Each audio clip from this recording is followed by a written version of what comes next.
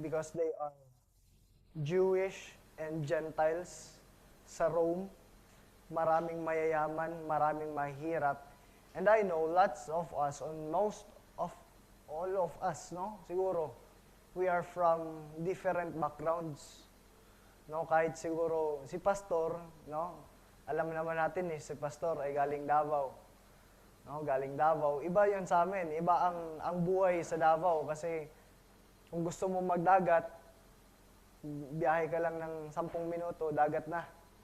Kung gusto mong magbundok, biyahe ka lang ng mga 20 minutes, bundok na. And nandun kami sa city na kung saan ang lugar namin ay halo na rin ang mga tao. At ang Tagalog sa amin, lahat ng Tagalog sa amin, iisa ang pangalan. Alam niyo kung ano? Tagalog. Tagalog. Dito naman, iba. No? Si Kuya Marlon ay galing Bicol. Iba din sa Bicol. No? Even ang salita nila, iba. Si Ate Lenry and si Eunice, Sambales. Si Nanay ay Visayas, Iloilo. Si Kuya Arnel ay Manila boy. Si Ate Loida, saan mo si Ate Loida? Manila girl. And may mga bago tayong generation ngayon. And kung makikita natin, even na Manila boy, no? Kahit Manila boy, ay compare mo sa Manila boy ngayon, iba na. Di ba? And yung way of understanding and comprehending things, iba na. Even in perception, paano mo i-perceive ang isang bagay, iba na. But I'm really praying that inside this mission work, inside this church, though we are we are diverse, iba-iba, but how I pray to the Lord that we will have that unity. And I just want us to open our book, our Bible, in Romans chapter number 12, verse number 3, 4, and 5. 3, 4, and 5. Salin na lang natin ang verse number 6. Romans chapter number 12, verse 3, 4, 5, and 6. Ako na lang po magbasa. Just follow it with your eyes. That the Bible says in verse number 3, "For I say, through the grace given unto me, to every man that is among you, not to think of himself more highly than he ought to think, but to think soberly, according as God hath dealt to every man the measure of faith. For as we have many members in one body, and all members have not the same office, so we, being many, are one body in Christ, and everyone members one of another." Verse number 6, last verse, "Having then gifts differing according to the grace that is given to us, whether prophecy, let us prophesy according to the proportion of faith." And kung babasahin natin yung sa mga susunod na mga verses, it only means, and it speaks of work. Work. No? Gawain. At kung ano man ang kakayanan mo, gawin mo. Let's pray first. Let's pray. Panginoon, salamat for tonight sa mga kapatiran nandito ngayon. I hope and I pray, Father, that we'll understand your word and we'll apply it in our lives. Salamat, Panginoon, sa mga kapatiran na inyong binigay sa akin dito sa Shiloh at sa bawat isa, Panginoon. I praise and thank you, Lord, for this church, this ministry.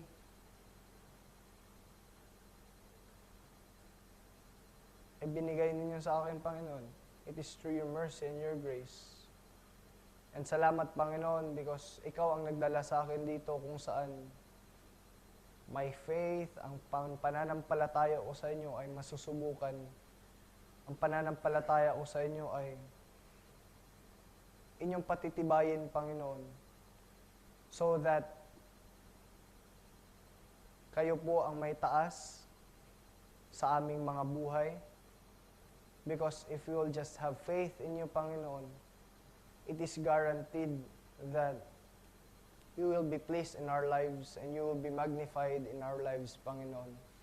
Ikaw ang makita, ikaw ang mabigyan ng papuri, ikaw ang maitaas, Panginoon, not just inside this church, but also affecting others even in this community, Panginoon. Salamat, Panginoon, sa mga bagay na inaalaw ninyo, na-experience namin, sa mga bagay na na-experience, at sa mga bagay na kung saan nalagpasan namin, Panginoon, together. Even for the evangelistic service last Sunday, Panginoon, salamat for the 10 souls. Lord, I've heard some voices during invitation time, Panginoon, na sila ay tumanggap, sila ay sumunod sa pagtanggap sa Diyos na si Jesucristo na tagapagligtas. I just pray, Father, that makita nila sa amin dito sa loob ng church ang pagiging isang tunay na Kristiyano. Help us, Father, to be an example for those who are still young in their faith.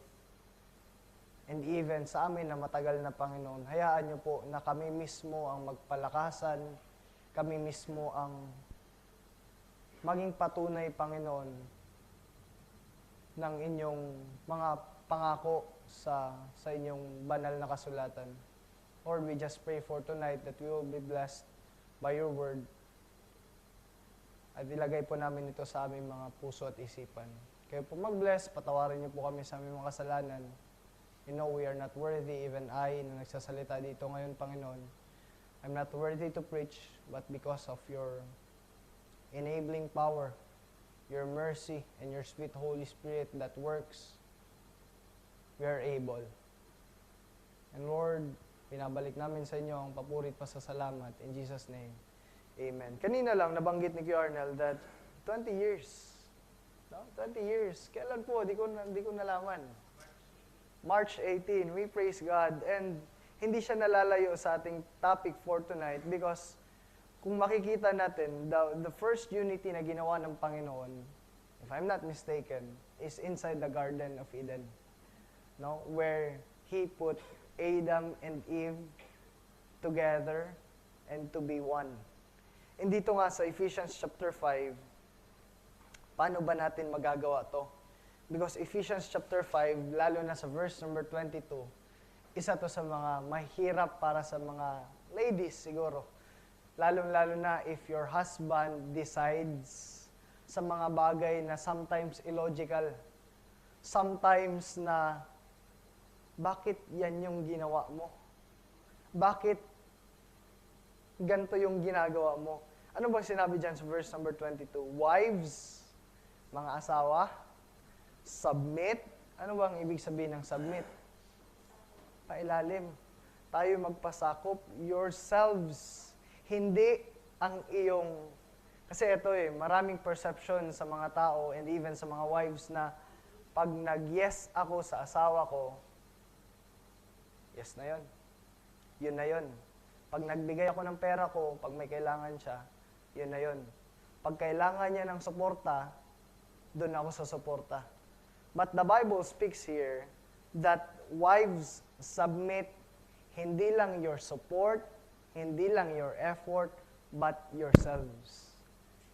Katawan, ikaw at pagiging buo mo. Wives, submit yourselves unto your husband as unto the Lord. And spoiler alert, no, sa ating binuksan kanina na verse, it speaks of service. And sabi ko nga kanina, hindi ito nalalayo because we are doing service as unto the Lord if we are obeying and submitting to our husbands. In verse number 23, for the husband is the head of the wife. No? Natatawa tayo kasi alam natin na marami na tayong joke na narinig that even na ang husband ang head, ang wife ang leeg. No? Na hindi makagalaw ang ulo pag hindi gagalaw ang leeg. Pero kung titingnan natin, sa Bible mismo nagsabi, for the husband is the head of the wife. He is the one who is to be leading his family, not just his family, but his wife. No, unang-una, there are times that, even sa amin ni Eunice, I just want to be honest with you, hindi ko pa naman asawa yan, no? Praying to be one, no? Na maging asawa. Hindi naman natago sa atin, no? Kaya nga, sa mga young people, alam nyo mga young people, if you will just wait on the Lord and makinig, pag umabot na yung time that nakita namin na parang pwede na ito mag-asawa, parang ready na. Kami mismo tutulak sa inyo. No? Magpakasal na kayo. Anong pang tatagalan nyo? But wait. No? Wait. And balikan ko, sometimes sa amin ni Eunice, no? There are times na ako gusto ko lang you obey. Obey. Obey. Kasi submit eh. But the Bible says, ano daw? Head to lead. No? Ipakita mo sa kanya kung anong nilalaman ng isipan mo. Even as Christ is the head of the church, He is the Savior of the body. And it's not accident that Christ, even in verse number 24, therefore as the church is subject unto Christ, so let the wives be to their own husbands in everything. That's why in verse number 25 then, as sagot natin, ninyo, hindi pa ako, no? Wala pa. But husbands, love, mahalin ninyo your wives, even as Christ also loved the church and gave Himself for it. And we know, though, ito naman ay, kung pwede natin ma-relate ngayon, but balikan natin, ito ay speaks of two things or two different personalities. Babae at lalaki. May iba nga daw na nagsasabi, and matagal na tong joke na narinig ko na may isang libro daw, in Understanding Men, ganito lang siya kanipis. No? And Understanding Woman, isang buong library. No? Matulitin ko, two different personalities, two different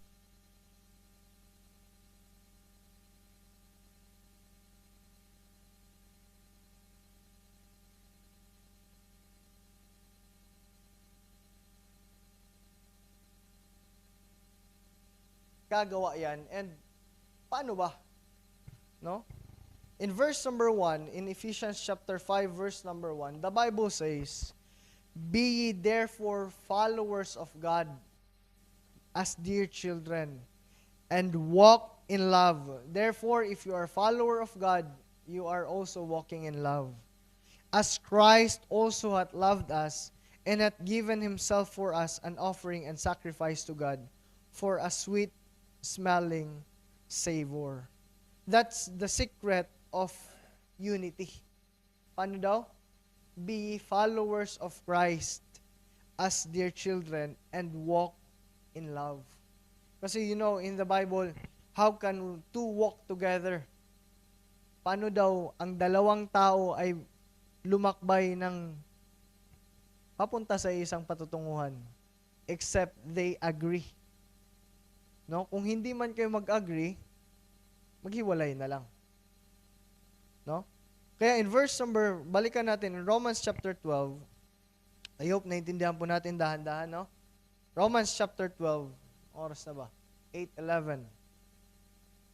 In verse number 3, the Bible says, for I say, through the grace given unto me, to every man that is among you, not to think of himself more highly than he ought to think, but to think soberly, according as God hath dealt to every man the measure of faith. Kung babalikan pala muna natin in verse number 1, the Apostle Paul said, I beseech you therefore, brethren, by the mercies of God, that ye present your bodies a living sacrifice, holy, acceptable unto God, which is your reasonable service. The word beseech there means to plead, to ask with a sincere heart. And with this, makikita natin, by the mercies of God, we are only able to offer ourselves. Kaya lang natin ibigay ang ating mga sarili to God. To offer ourselves, we are able to offer ourselves to God as He works His mercy in us. Ano ba yung mercy ng Panginoon?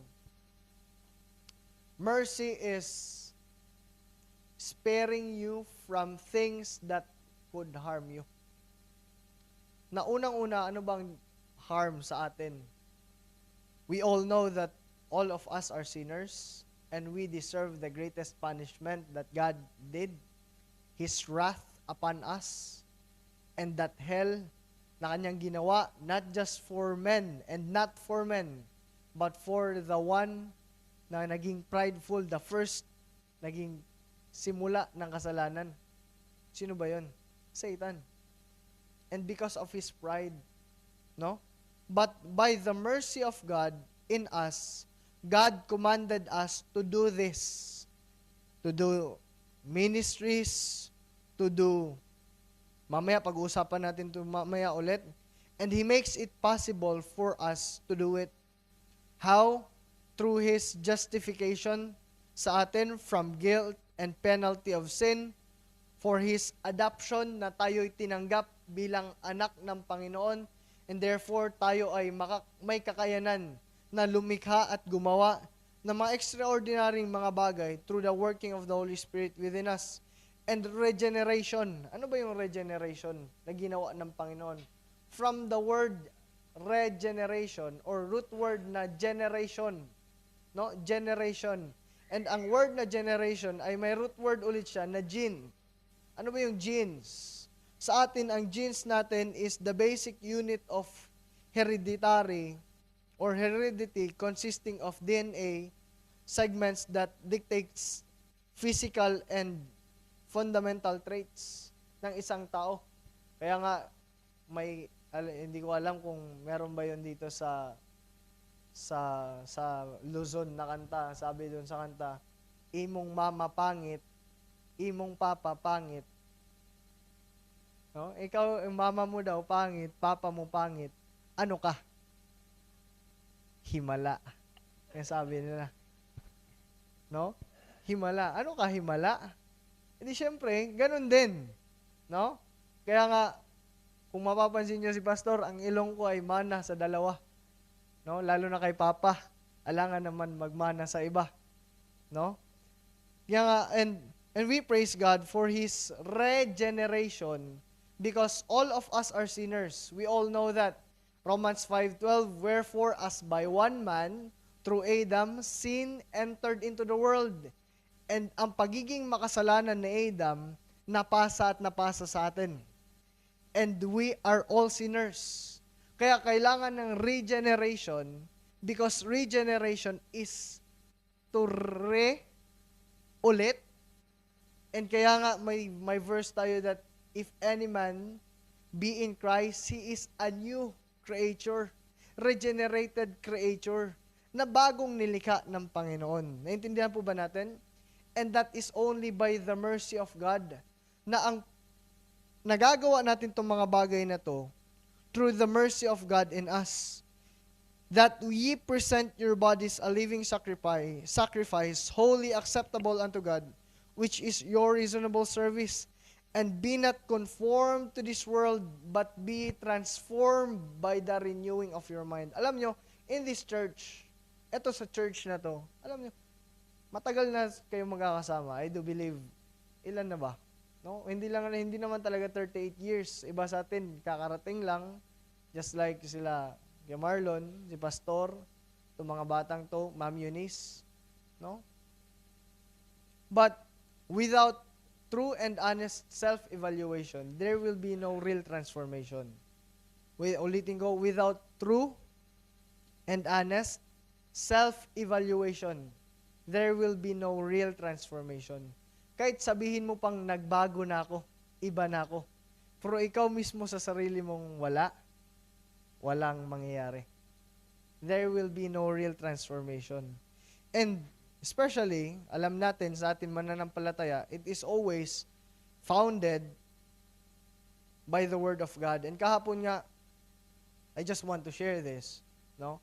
Kahapon may nakausap ako na isang estudyante. Tinanong ko siya na kung bakit ka naniniwala na ang Bible na hinahawakan mo ay salita talaga ng Panginoon. Sabi niya, Kuya, eto kasing gamit ko, nagsimula kami sa translation. Sabi niya, eto po kasing gamit ko, mula nung nalipat kami ng ibang church, eto yung translation na gamit po nila. So, ang gamit ko na, yun na rin yung gamit ko, and yun yung majority ng gamit sa school namin. And sabi ko, friend, alam mo na dapat ang ginagawa ng isang Kristiyano is out of his faith towards God. Even our Bible na ating hinahawakan, dapat alam natin kung bakit ito yung gamit natin, kung bakit ito yung pinaniniwalaan natin, and we are standing for it because we have faith that it is true. Kasi kung hindi naman pala, hindi mo alam na totoo or hindi pala yan, ba't ka tumatayo dyan? No? But ulitin ko, we praise God for what we have here is true, reliable, and it transforms life. And kaya nga sinabi ko kanina, without true and honest self-evaluation, there will be no real transformation. Lalong-lalo na sa atin na may hawak ng salita ng Panginoon, dapat we base our life in the work of or in the Word of God, that ye may prove what is that good and acceptable and perfect will of God. Kaya dito na pumapasok in verse number 3, For I say, through the grace given unto me, to Paul. No? Alam nyo, ang grace na ito ay sinabi pa sa verse number 3 sa baba na banda, according as God hath dealt to every man the measure of faith. Alam nyo, ang grace natin is, though it's unmerited favor from God above, but God is dealing with us with our measure of faith to Him. Through the grace given unto me to every man that is among you, not to think of himself more highly than he ought to think, but to think soberly, according as God hath dealt to every man the measure of faith. For as we have many members in one body, and all members have not the same office, so we, being many, are one body in Christ, and every one members one of another, having gifts differing according to the grace that is given to us. And paano ba to? Just like what I've example kanina sa mga bata. Set for example, our life is a race. Example lang, no? Our life is a race and you are running. At may kasama kang mga tumatakbo at iba-ibang tao yun. May iba na may dala-dala na mga bagay na kailangan nila.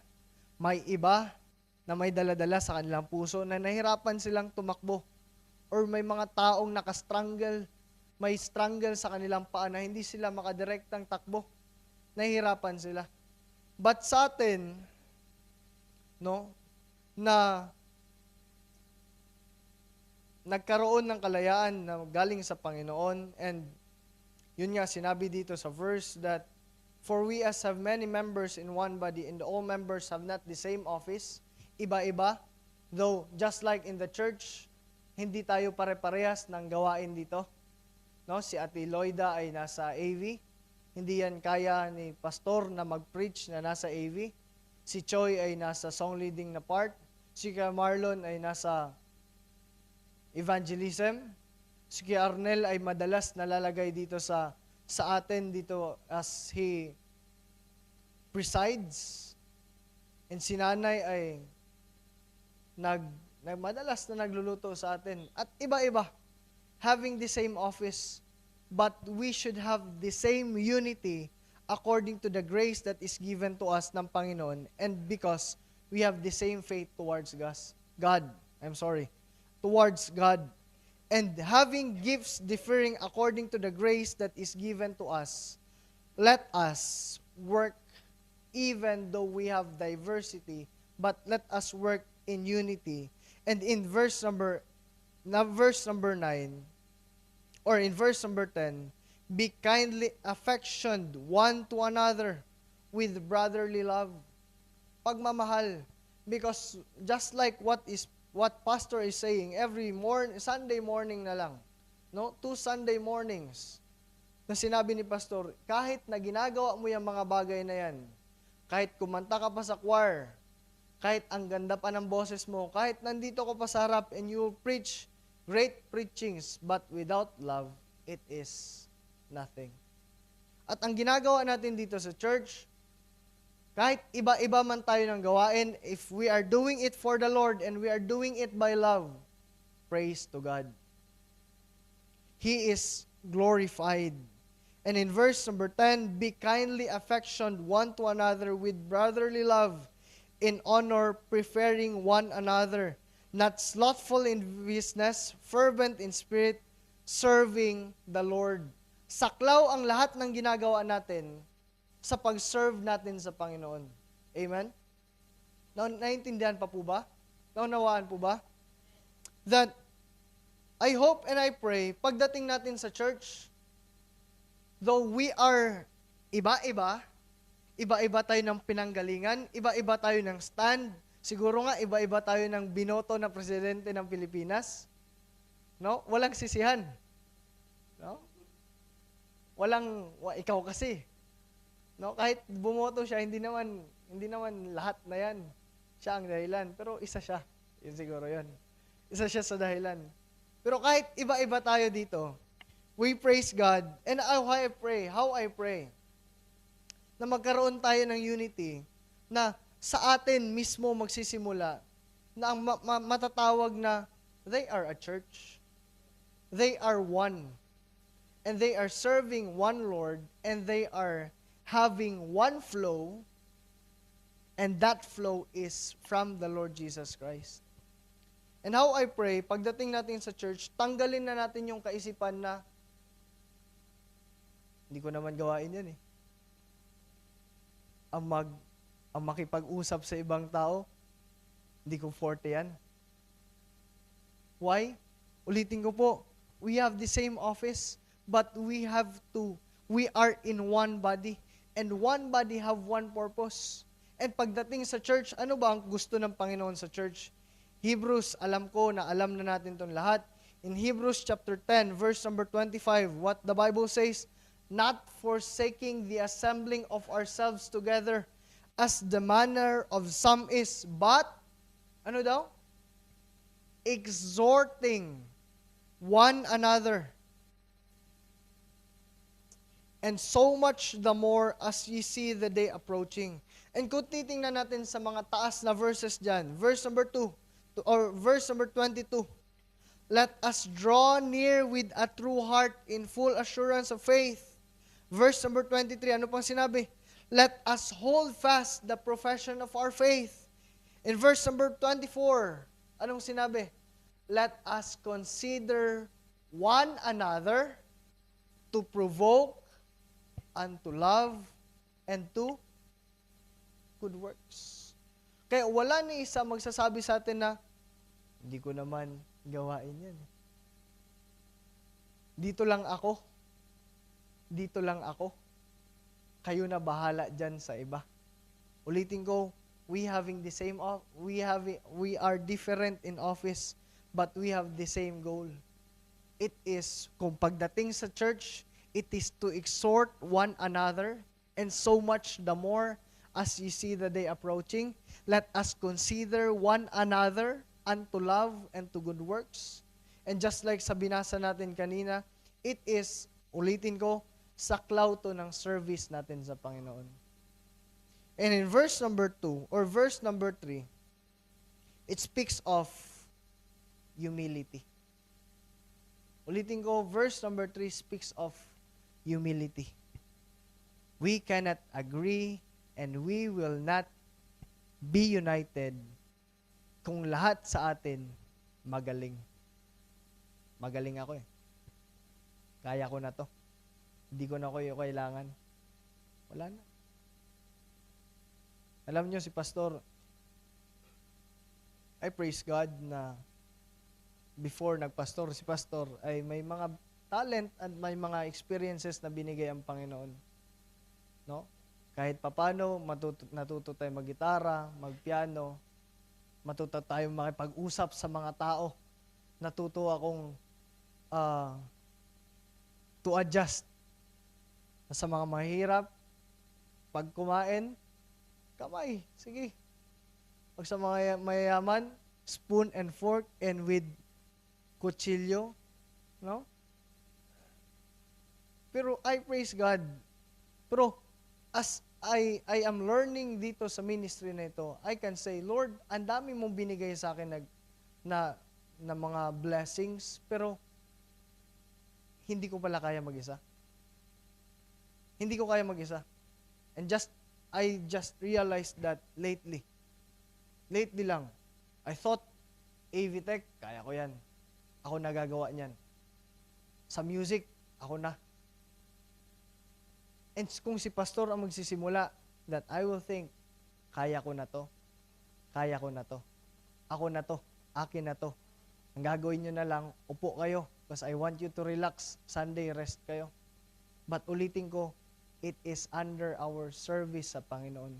Saklaw to ng serbisyo natin sa Panginoon. First and foremost, unang-una lang, we need to be humble. Humility.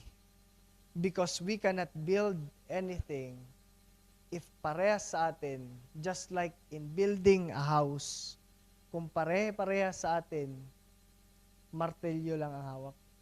Akin lang to. Ako lang magaling dito. Eto lang to. No? But the Bible says, to every man that is among you, not to think of himself more highly than he ought to think, but to think soberly, according as God hath dealt to every man the measure of faith. And how I pray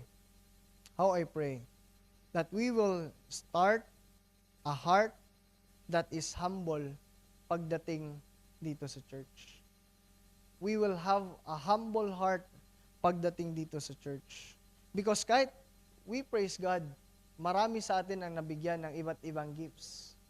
And I praise God for your gifts na binigay ng Panginoon, na pinapagamit niyo sa Panginoon. But without humility, it will destroy. Magkakaiba na nga tayo eh. Hindi pa tayo united, hindi pa humble, sira. No? How I pray that we will start a heart that is humble. Not just to the Lord, kasi madali lang sabihin sa atin na, Lord, okay naman ako sa'yo. Pero how about sa mga kapatiran natin? And verse number 16, no? Patalon-talon tayo. The Bible says, be of the same mind one toward another. Mind not high things, but condescend, pailalim to men of low estate. Be not wise in your own conceits. And verse number 18, diretso na lang tayo. If it be possible, as much as lieth in you, live peaceably with all men. And verse number 19, dearly beloved. No? Kasi madali lang sa atin sabihin eh, Lord, ikaw na bahala, pero gusto kong gumante. Dearly beloved, avenge not yourselves, but rather give place unto wrath. For it is written, vengeance is mine, I will repay, saith the Lord. Therefore, if thine enemy hunger, feed him. If he thirst, give him drink. For in so doing, thou shalt heap coals of fire on his head. Alam nyo, it is not an accident na sinulat to ng Bible mula dito sa atin or sa mga members to be united. Then pagdating sa verse number 20, my enemy. No? Bakit kaya, Lord? Because of our diversities, pwedeng mag-clash tayo dito sa loob. We can clash. But we praise God because with these verses, it teaches us na anong term ni Pastor W dito? Biblical common sense. No? Biblical common sense.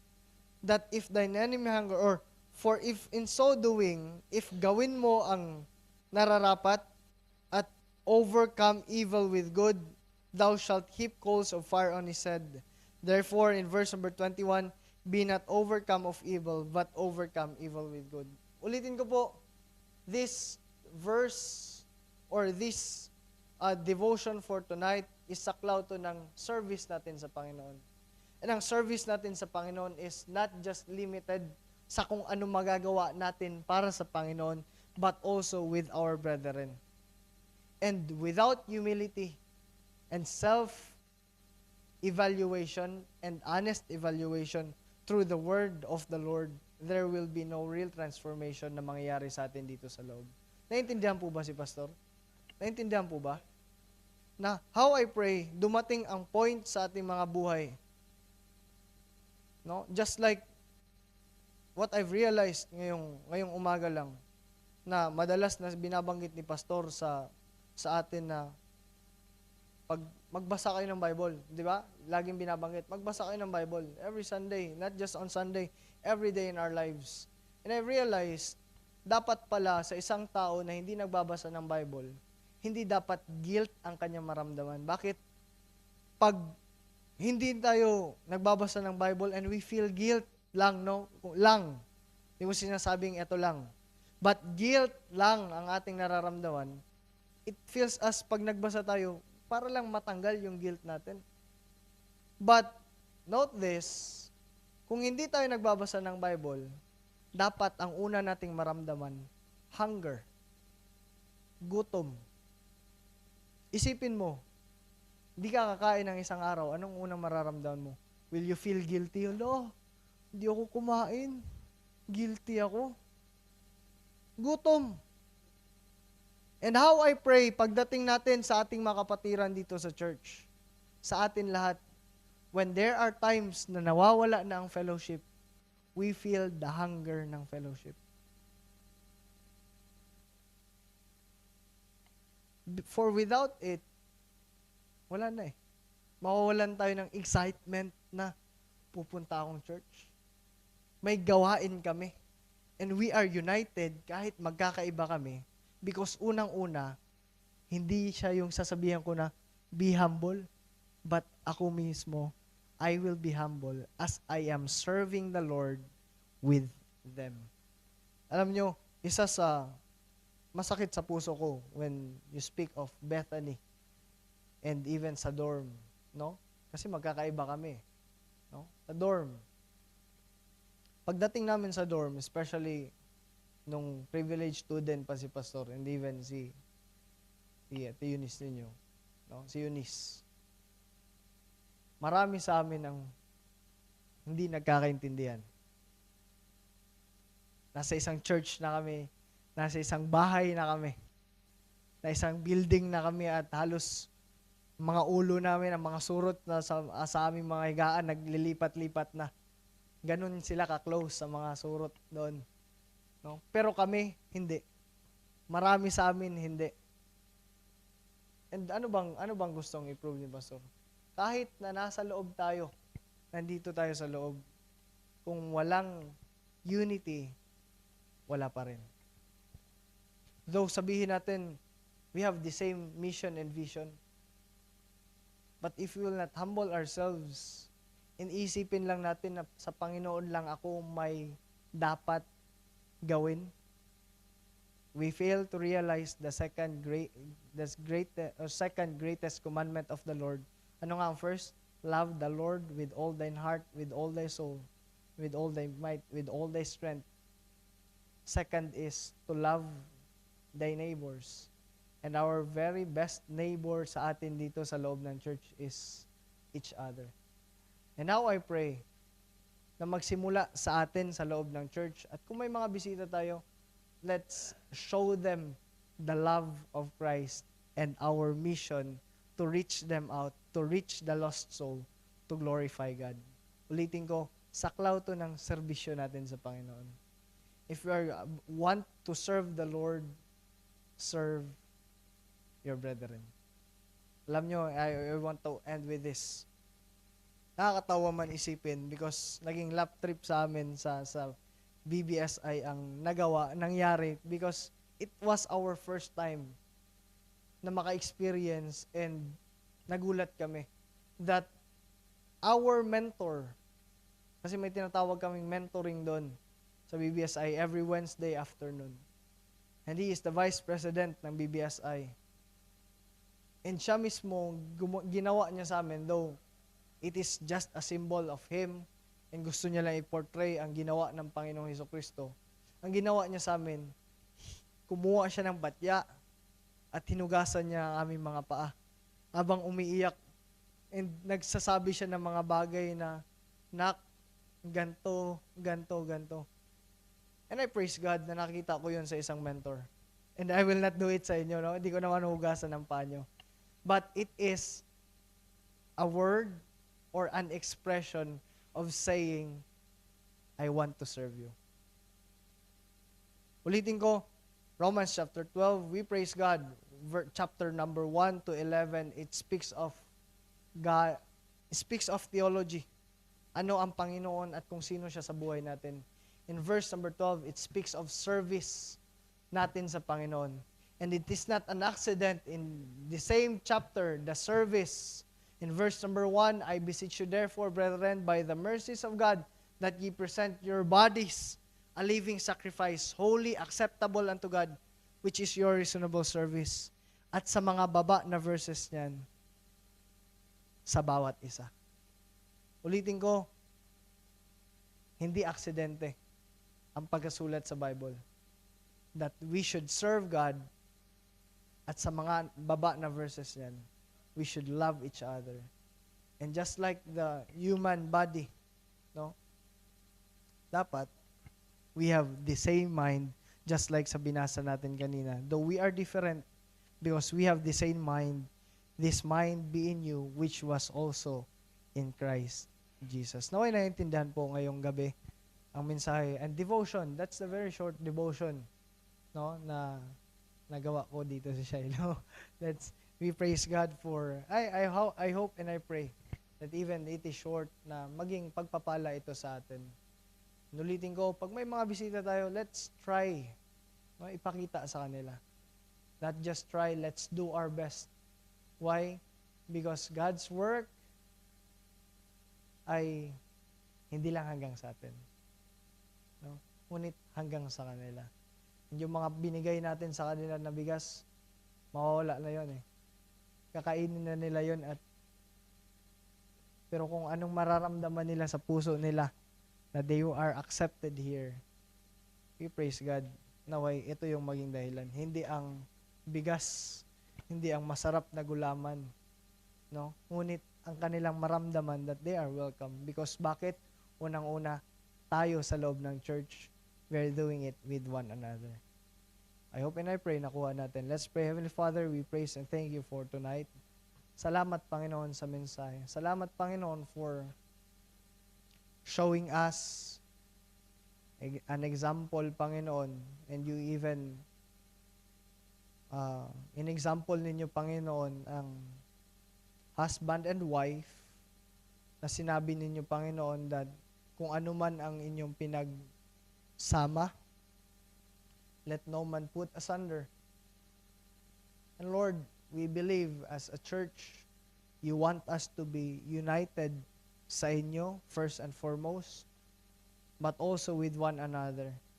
Alam po namin in Psalm 133, the Bible says, behold how good and how pleasant it is for brethren to dwell together in unity. And you likened it into a refreshing na dew from a mount, Panginoon, na makikita ng mga taong naglalakbay, even though they are weary, pagod na sila, Panginoon, even though na nauuhaw sila, but because of that dew, napapanumbalik ang kanilang lakas.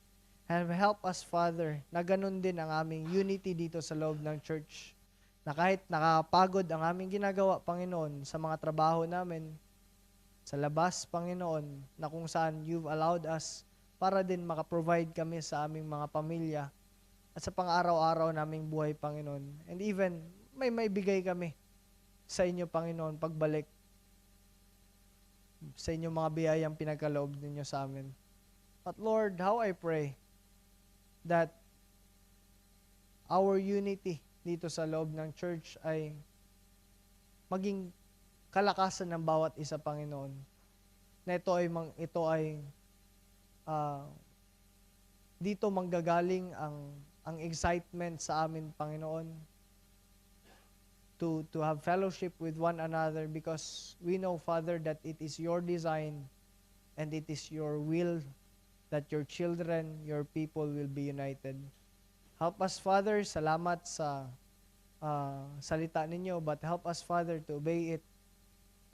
And kung ano man natutunan namin ngayong gabi, may you please bless, naway ma-apply namin sa aming pang-araw-araw na buhay. Salamat, Panginoon, sa mga kapatiran nandito ngayon na nagpapagal, Panginoon, and even spend their time to have this prayer meeting, Panginoon, na maipag-pray ang bawat isa. Even sa mga nasa online, Panginoon, how I pray, lalo-lalo na kina Tatay Lando and Nanay Nati, for the rest of the family. Panginoon, na Rangges na nasa UAE and even sa Oman, na Pastor Job, Panginoon, and sa kanilang lahat na aming mga kapamilya, na kung saan first-hand naka-experience ng giyera, Panginoon, we pray for their safety. And even we pray, Panginoon, that our faith sa inyo will be immovable dahil lang sa mga bagay na nangyayari dito sa mundo. Salamat, Panginoon, for tonight, na kung saan na may mga naibahagi kami mga prayer requests at may dala-dala namin sa aming mga kanya-kanyang bahay at kanya-kanyang mga panalangin, Panginoon, that we'll spend time in praying para sa bawat isa, Panginoon, sa aming mga leaders sa church, sa aming mga men, sa aming mga ladies, sa aming mga manggagawa sa church, Panginoon, and even sa aming mga visitors and sa mga laging umaattend dito sa church, Panginoon. How I pray na umabot sa aming buhay, Panginoon, that we will spend time to pray for them. Lord, alam po namin, ang service na bibigay namin sa inyo will cost us time, will cost us treasures, mga pera, will cost us effort, Panginoon. We'll do an extra mile, Panginoon, if we are serving you. But Lord, thank you for allowing us to understand tonight na ang pag-serve namin at ang pagmamahal namin sa bawat isa ay saklaw ng serbisyo namin sa inyo. So Lord, help us also na mag-spend ng time, ng effort, ng treasures namin sa aming mga kapatiran dito sa church. Naway hindi maging ibang tao ang aming mga kapatid dito sa church, but we'll treat them as a family, as one, members of the same body, and having the same head, which is Christ. And Lord, we pray hanggang sa aming pag-uwi, na kayo po mag-ingat sa bawat isa. Salamat, Panginoon, sa inyong mensahe na binigay sa amin ngayon. Salamat sa mga awitin. And Lord, salamat sa inyong pagmamahal na nagiging fuel namin para bumangon araw-araw at magpatuloy sa gawain ninyo, Panginoon. Lord, binabalik namin lahat ng papuri at pasasalamat sa inyo. In Jesus' name we pray. Amen. Kantahin lang po natin ulit. Okay lang yung He is able to deliver. Di kanta